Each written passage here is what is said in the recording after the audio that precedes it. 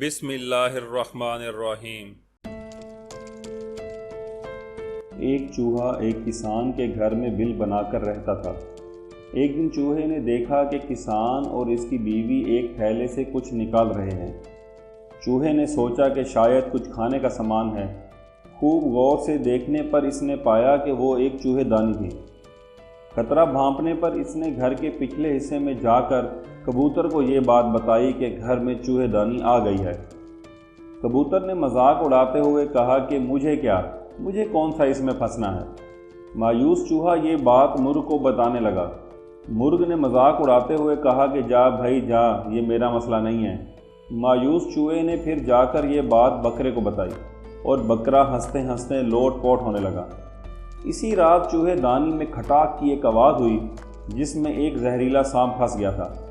اندھیرے میں اس کی دم کو چوہا سمجھ کر کسان کی بیوی نے اس کو نکالا اور سانپ نے اس کو ڈس لیا۔ طبیعت بگڑنے پر کسان نے حکیم کو بلوایا۔ حکیم نے اسے کبوتر کا سوپ پلانے کا مشورہ دیا۔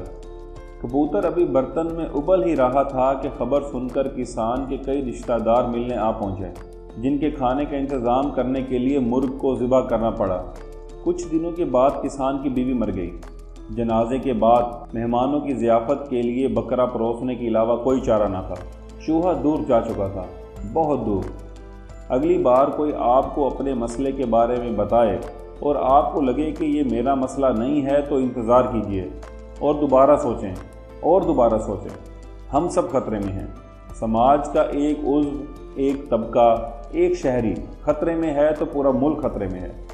ذات، مذہب اور طبقے کے دائرے سے باہر نکلیے۔ اپنے آپ کو خود تک محدود نہ رکھیے، دوسروں کا احساس کیجیے۔ میں امید کرتا ہوں کہ آپ کو آج کی اس چھوٹی سی ویڈیو میں دیا جانے والا سبق ضرور پسند آیا ہوگا۔ اگر آپ کو یہ اچھا لگا ہے تو اسے اپنے دوستوں میں شیئر کریے اور ہمارے چینل کو سبسکرائب کر لیجیے اور بیل آئیکن کو دبانا نہ بھولیے گا تاکہ ہماری ہر آنے والی نئی ویڈیو یوٹیوب کی اتنی بڑی دنیا میں آپ تک آسانی سے پہنچ سکے۔ ابھی تک کے لیے اتنا ہی۔ اگلی ویڈیو تک کے لیے السلام علیکم۔